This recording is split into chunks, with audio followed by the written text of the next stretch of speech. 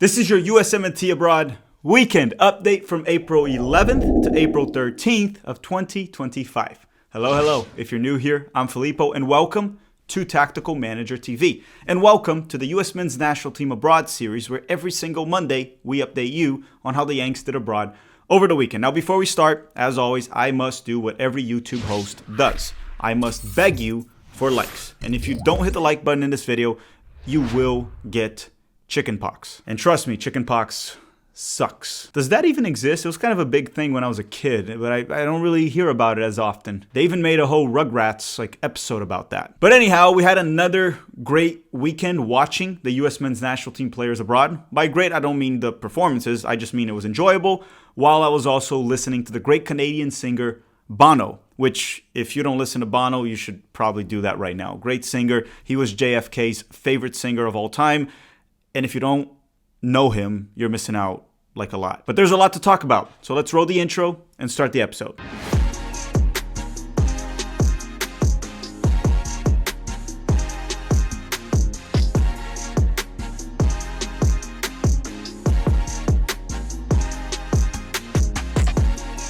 As always, we start with the top 5 leagues in Europe, the first one being the English Premier League. So let's go to England, and why don't we talk about Chris Richards and Matt Turner from Crystal Palace. And on Saturday, Chris Richards started and played the full 90 minutes for Crystal Palace during their, 5-2 loss to Manchester City, even though Crystal Palace did have a 2-0 lead in the first 20 minutes of this game. The second goal was actually scored by Chris Richards with a close-range header off a corner. So Richards scored, which is good, but his defense also leaked 5 goals, which is never a good look when you're a center back. Right? It might not have been your fault, most of those goals, and we'll talk about that in a second. But if you're a center back in a back three and your defense leaks 5 goals, you probably weren't great. But I will say this, he was likely the best performer among Crystal Palace's 3 center backs for whatever that's worth for this specific game. The only goal that I thought that Chris Richards was directly at fault was the 5th goal, which by then the game was pretty much done anyway. So it was actually a poor header from him to cut the ball off out of the box. He essentially assisted the opponent. Now, Matt Turner, he didn't even make the bench for Crystal Palace. And I didn't really care to look up if he's injured or anything happened to Matt Turner, so I guess we'll find out next weekend. But it's safe to assume that maybe he has become the backup of the backup, which, let's be real, that wouldn't surprise anyone. Next up, we have Tyler Adams from Bournemouth and Anthony Robinson from Fulham. However, they both clash on Monday, and we record this on Sunday. So you know the drill. Let us know in the comment section down below, how did A-Rob and Tyler Adams do in the match that they had on Monday between Bournemouth and Fulham. We're done with the Americans in England. Now it's time to talk about the Americans in Italy in the Serie A. The first 2 being Christian Pulisic and Yunus Musa from Milan. And on Friday, Christian Pulisic started and played the full 90 minutes for Milan during their 4-0 win over Udinese. Now Yunus Musa, fortunately, right, he did not drop a stinker this weekend like he did in the previous one, because he didn't play. He stayed on the bench the full 90 minutes, rightfully so. But how did Pulisic do? Well, Milan as a team was good. They played very well, which honestly, it's very rare for them to put up good performances this season. Milan putting good performances this season is almost as rare as Hollywood dropping a good movie these days. It happens once a year, and even that might be a stretch. And I want to say this, Pulisic actually played very well, and him putting good performances is actually not rare. He created the most chances out of any players this game for a total of 4. He also did get an assist off a corner kick delivery. He also scored, or actually not scored, he almost scored another Olimpico, which is a goal scored off a direct corner. What I'm saying here is he could have easily ended this game with at least 2 goal contributions. Regardless, that's 26 goal contributions this season and counting, which is the same exact amount that he had last season, and there are still at least 7 games to go to be played for Milan this year, 7 to 8, which means he's probably going to end this season with over 30 goal contributions. I'm projecting, as long as he plays all the games that are left, he probably will go over 30 goal contributions. What's crazy about Pulisic, and incredible actually, is he's done a tremendous job adapting his game. This is not the same Pulisic that we had in 2020 that was explosive and could blow by defenders. He adapted his game into becoming more of a playmaker, and has worked wonders. He's been extremely effective, extremely good. He just doesn't have that explosiveness anymore, which might be due to all those injuries that he's had, but he's adapted it very well, and you can see how effective he's been in the past 2 seasons for Milan. Last season for Milan was incredible with 26 goal contributions. Now this one, he's going to break 30, and he dealt with a few injuries, right? He missed at least like a month. So again, incredible season from Christian Pulisic this year. And if you made it this far in the video, don't forget to drop a like and a random comment down below to rig the YouTube algorithm. Next up, we have Weston McKennie and Tim Weah from Juventus. And on Saturday, McKennie started and played 67 minutes for Juve during their 2-1 win over Lecce. As for Tim Weah, he came off the bench during the 67th minute when Juventus had a 2-0 lead, and the game obviously ended 2-1. Now this weekend, I decided to prioritize my mental health by skipping the Juventus game. Watching them is a massive torture, but I'll get back to that next weekend. Now, last but not least, in Italy, let's talk about Gianluca Busio from Venezia. And on Saturday, Busio started and played 85 minutes for Venezia during their very rare 1-0 win over Monza. They now have 4 wins in 32 games this season in the Serie A. I still think Venezia will get relegated, but this win gives them hope. The problem is hope kills. That's the only issue. Now, before we continue, a quick word from the sponsor of this video, SoRare. Do you collect sports cards? Do you play fantasy sports? Yes, no, maybe? If you said yes to any of that, I got something for you. And if you said no, you might still want to stick around. Tactical Manager TV is partnering up with SoRare with a special offer. The link will be in the description. In SoRare, you can collect your own virtual cards of your favorite players. And then you may be asking, why would I want to collect virtual cards? Well, you can line them up on 5-a-side games every single week. And if your players perform in real life, you can win actual money, signed jerseys, game tickets, or even more cards to improve your own club. And you can also get unique experiences like a friend of the channel, Fiago, that got to meet Zinedine Zidane. You know what's also cool? They also have the NBA and Major League Baseball. I'm mainly gonna just stick to soccer, but you do you. What I really like about SoRare before we even partnered with them is that they're unlike other fantasy games where you have to pay per play. In SoRare, you pay to get the players you want permanently as cards, and then you can play multiple times using those same cards, at least until the player retires, win rewards if your players perform in real life. You can also buy undervalued player cards for cheap, then hold, use them in the future when they improve or develop, and then you can even sell that card when its value goes up for better ones. Or just keep the money yourself. And if you use the link in the description of this video, you will get $50 in credit after buying your first 5 cards through auctions or instant buy at any prices. Play with responsibility. All right, enjoy. All right, we are back, and hopefully you have already downloaded SoRare and played it. Great game, great fantasy soccer game. Enjoy it. Now we're going to talk about the Americans in the Bundesliga in Germany. The first one being Gio Reyna from Borussia Dortmund, and he didn't play a single minute for them this weekend when they played against Bayern. But Dortmund, apparently, allegedly, told Gio to hit the road, to beat it, to get out of Dortmund. They kicked him out. They told him to find a new club over the summer, which is good. I just don't know how many clubs will be interested unless Dortmund puts the transfer fee very low. I think at the most, someone will be willing to pay like 5 million euros. Now, if they ask for 10, 15, I don't know if many clubs will be willing to take the risk, especially when you take into consideration that Gio will be in the last year of his contract. Because investing in Gio Reyna these days is like investing in a meme coin, right? It can skyrocket and go to the moon and you can make a lot of money, pay a lot of dividends, or it can crash and go to zero. And clubs know about that, so they're not going to be paying 10, 15 million euros for Gio Reyna at this point. So hopefully Dortmund doesn't ask for much, and Gio can get the right move this summer, because he freaking needs it, and so does the US men's national team. Okay, also, if you made it this far in the video, I have a little gift for you, or a little piece of information, even though making it this far in the video is pretty easy when the host looks like taller and better looking Tom Cruise. But here it is, okay? I'm gonna give this to you.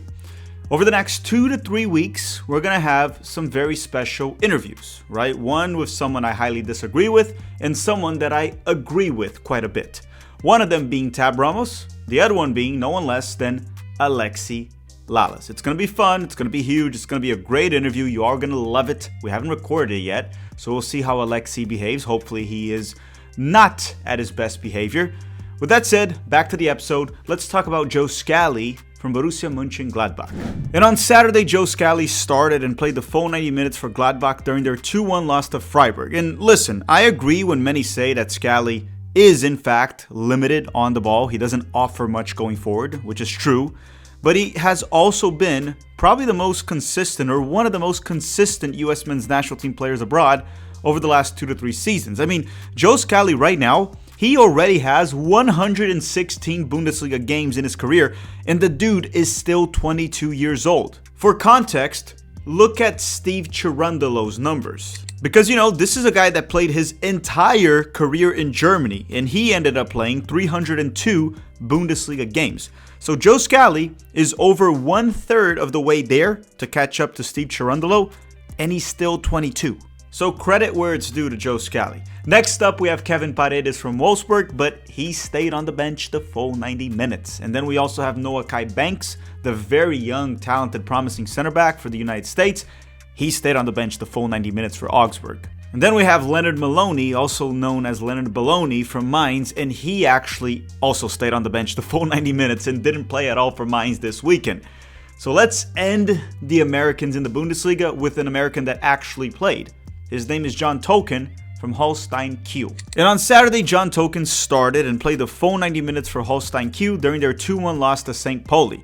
And they're currently in last place in the Bundesliga. The odds of them getting relegated is pretty damn high, which means John Token will probably be in the second division of Germany next season. Yeah, man, there's still a slight chance that they could escape relegation. I mean, they could still go to the playoffs, right? Because in the Bundesliga, the bottom 3, not all 3 go down to the second division, just the bottom 2.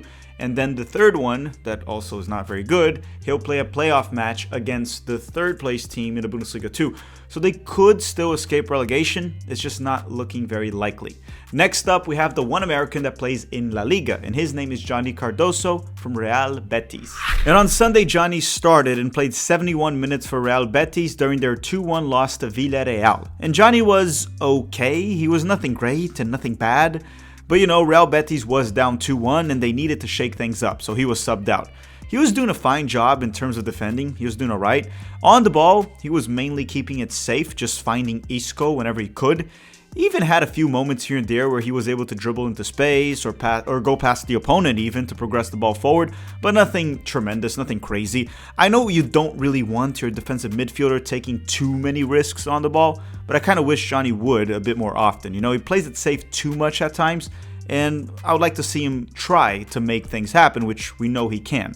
But he didn't. They needed a goal, and he was subbed out. All right, now let's leave Spain and go to France so we can talk about the Americans in League, whatever way you pronounce it. The first one being Floating Balogun from Monaco. And on Saturday, Balogun started off the bench and was subbed in the 70th minute for Monaco during their 3-0 win over Olympique Marseille. He had a shot on target that was saved late in the game. Outside of that, he only got 13 touches, lost most of his duels, and there's not much to say. I don't know what else to add. He has been back from injury for a few games right now, I think 3 to 4. I would hope he would get it going soon, let's say the next 2 to 3 weeks. But so far, Balogun has been very meh. Yeah, he hasn't been great ever since he returned from the shoulder injury. And listen, I'm a massive Balogun fan, but I'm just calling a spade a spade. Ever since he got back, he hasn't looked great. I'm expecting him to bounce back very soon. It just hasn't happened. Next up, we have Mark McKenzie from Toulouse. And on Saturday, McKenzie started and played the full 90 minutes for Toulouse during their 2-1 loss to Lille. And you know what? Toulouse just decided to suck the past few games. They've been terrible, to say the least. They have lost the last 4 matches that they have played, and they have been conceding goals left and right. At one point this season, actually not that long ago, they had the second best defense in terms of goals conceded, only behind PSG. And that was actually 4 rounds ago. Now, they're the 7th best defense, so it keeps getting worse. And it's no coincidence that the defense became crap and they started to lose a bunch of games. And Mark McKenzie, that has been really good throughout the season, he also has been to say the least, the past 4 to 5 games. Last but not least, in France, we have Tenor Tessman from Lyon. And on Sunday, Tessman started off the bench and was subbed in the 85th minute for Lyon during their 3-1 win over Auxerre. I think that's how you pronounce their name. Their beautiful name, by the way. It kind of sounds like a deodorant brand, right? It sounds very delightful. Now, Tessmann came in late in the game, and he had only 6 touches and a 100% passing accuracy out of the 6 passes that he made. So honestly, there's nothing relevant to talk about here. So we're done with the top 5 leagues, and now we are going to go to the Eredivisie and talk about the Americans that play in the Netherlands. The first ones being the ones that play for PSV. Malik Tillman, Ricardo Pepi, Serginho Dest, and Richie Ledesma. And on Saturday, Tillman and Ledesma both started for PSV during their 5-0 win over Almere City, which is the worst team in the Eredivisie. They are terrible. They're probably worse than many MLS teams, if we're being completely honest. Now, Malik Tillman was subbed out around the 63rd minute with what was reported to be due to an injury. But he has already gone on Instagram and he posted a story saying that he will be available for their next game. He is fine. He is healthy. Now, Tillman also scored for PSV once again. It was off a rebound from close range. And there are 2 things that I want to say about Tillman right now. 1, he needs to leave PSV. He needs to move to a better league this summer. It's time. It honestly might even be a bit past due. Maybe not past due, but it's definitely time. 2, he needs to start performing well for the US men's national team. Because understand that we talk about a lot of the teams in the Eredivisie being bad, but so is CONCACAF, right? A lot of the players from like Trinidad and Tobago probably wouldn't be able to play in the Eredivisie. They wouldn't be good enough. And Tillman struggled against them. So I know there's a lot of context to be added there in terms of system, how the team plays, how dominant PSV is. Maybe they even have better players than a lot of the USMNT players.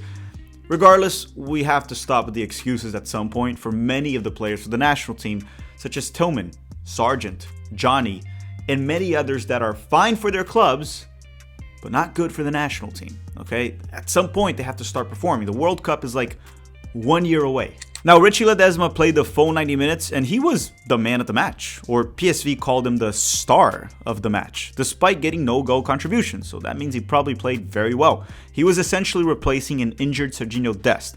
So Dest was actually not available due to a muscle injury, and the return date is still to be determined. Honestly, they might just be playing it safe at this point. Their season is done. There's no reason to risk it with a player that just came back from an ACL surgery. He'll probably be back before the season ends and get minutes here and there, but there's no reason to risk it if there's any muscle fatigue. As for Ricardo Pepi, he's done for the season. You should already know that by now. He had a knee surgery. He'll be back for the next season. Last but not least, in the Eredivisie, we have Paxton Aronson from Utrecht. And on Sunday, Paxton started once again for Utrecht and played 83 minutes during their 3-1 win over Groningen. Okay, time to leave the Eredivisie and go back to the island, to the United Kingdom, so we can talk about the Americans in the EFL Championship, the second division of England. The first one being Josh Sargent from Norwich. And on Friday, Sargent started off the bench as he was being rested, but he ended up being subbed in at halftime for Norwich since they were down 2-0 against Burnley. The final score was a 2-1 loss for Norwich, and Sargent didn't score or get an assist for that goal. Now, we have Brenden Aaronson from Leeds. And on Saturday, Brenden Aaronson started and played 80 minutes for Leeds during their 2-1 win over Preston North End. So Brenden started alongside Nyoto this time around, which means he might not have been benched. Or maybe that was due to Dan James being injured. Who knows? If you're a Leeds expert or you watch all their games because you're a Leeds fan and you follow their news and all that, let us know in the comment section down below. I think what happened here was Dan James is injured, so Nyoto, the Italian winger, moved to the wing, and Brenden Aaronson stayed as the pressing 10. That's what I think happened, but I'm no Leeds expert, so you guys let me know in the comment section down below, while you also drop a like in this video.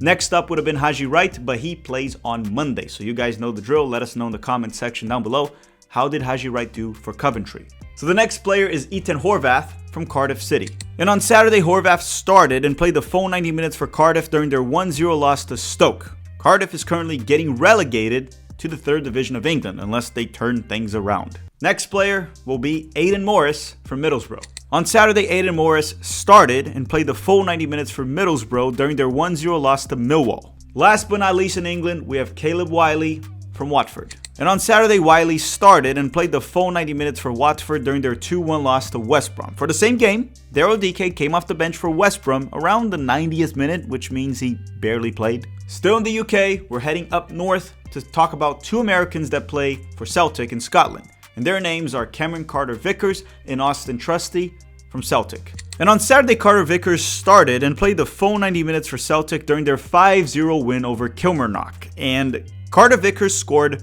a banger from like 30 to 40 yards out. It was a rocket of a shot. And you know what's funny about this goal is the fact that he scored it. No, seriously, the fact that Carter Vickers scored this goal makes it freaking hilarious. Go watch it. It was incredible. I couldn't believe it that he scored. It was like he pulled some Roberto Carlos like shot. It was insane. The thing that makes it funny is that this is the equivalent of like Kwame Brown scoring the buzzer beater in that Lakers team instead of Kobe Bryant, right? It's not that he can't do it. He's a professional player. It can happen. It's just that it's not meant for him to do it. It was a beautiful goal from Carter Vickers. They beat them 5-0. And obviously I have to question the level of the Scottish Premiership, right, their league. But at the end of the day, that goal was beautiful regardless of the league you're playing. As for Austin Trusty, he stayed on the bench the full 90 minutes for Celtic. All right, everyone, thank you very much for watching. Don't forget to drop a like before you go. And don't forget, we have 2 big interviews coming up. Not this week, next week, and the week after. So pretty much the last 2 weeks of April, maybe the beginning of May. One with Tab Ramos and the other one with Alexi Lalas. Actually, there should be 2 to 3 episodes with Tab Ramos and then 2 to 3 episodes with Alexi Lalas. I want to thank you all very much for watching and have a great day.